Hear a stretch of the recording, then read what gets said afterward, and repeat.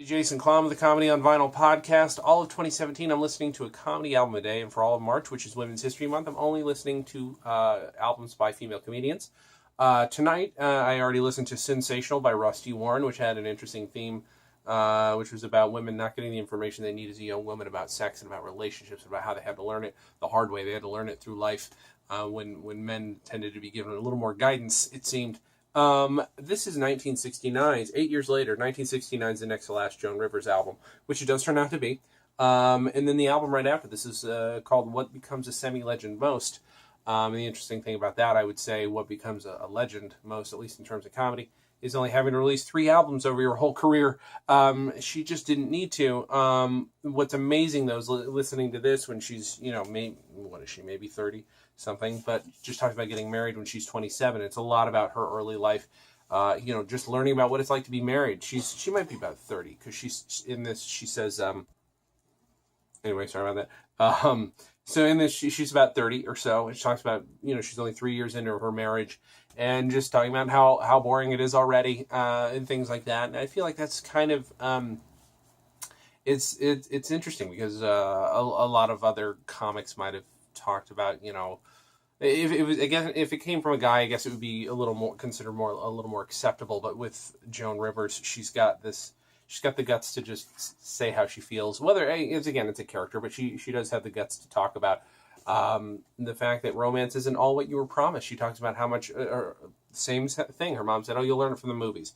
And she said, "Well, what am I going to learn from the movies? Whenever I go to a movie and a romance, the two people kiss on a beach, and then the waves lap up at their feet, and then in the next scene, she says, 'I'm pregnant.'" She said, "I wouldn't go on a date to the beach for years," and that kind of thing is great, and I think that joke condenses a whole, the whole album of Sensational. I think that this also says so much about what it is to be married, especially in that time.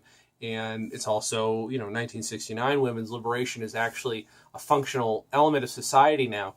And you can hear in the way she's speaking how she's a little more free to be herself.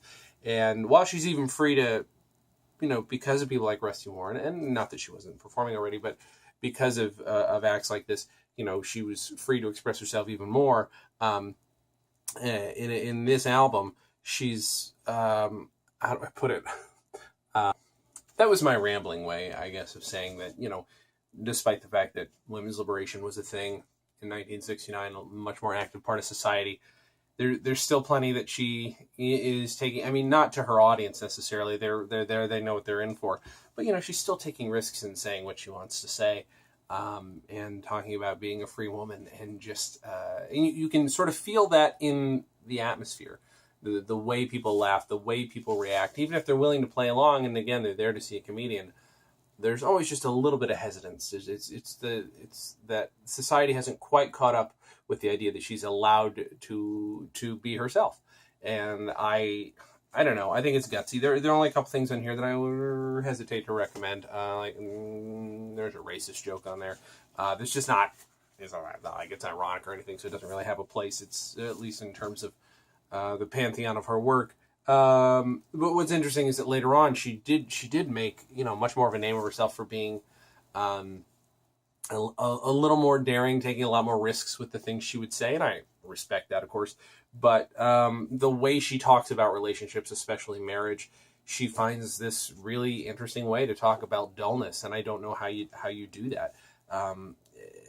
There's no complacency in it, in feminism, and there shouldn't be. But there's this perceived idea that, there probably was a perceived idea for some men. It's like, well, you've been fighting, been arguing long enough for women's lib, you finally got it. So, maybe you don't need to speak about it so much. But that's what I like, that there's no shutting up. There's just like, no, this is the next part of my life. Women get to talk about this next stage of their life in comedy now. Not really a common thing. Rusty Warren definitely did talk about married life plenty, or what it was like for married people, what it was like for people before they get married, and all that stuff.